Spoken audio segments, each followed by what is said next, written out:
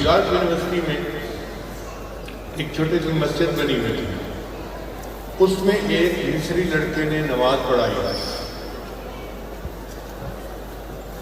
और उसने तिलावत करते हुए पढ़ा वज़्ज़ुहा वल्लैलि इज़ा सगा।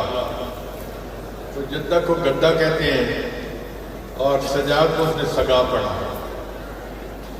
हमारा एक बच्चा वहाँ पढ़ता था, उसने शिकायत की कि ये ठीक कुरान नहीं पढ़ता, तो इसलिए किसी कारी को रखा जाए।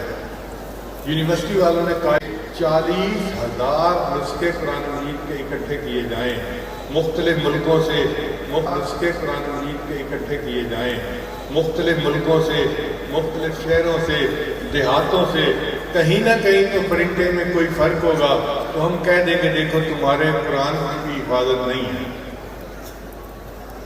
चुनांचे 40,000 नुस्खे इकट्ठे करने के बाद उन्होंने लोगों को बिठाया, एक एक सफ़ा स्क्रीन पे दिखाते और कहते जी बताओ इस पर कितने नुक्ते हैं, ये क्या ज़ेर है, ज़बर है, फलां है। 3 साल लगे इस वेरिफिकेशन में।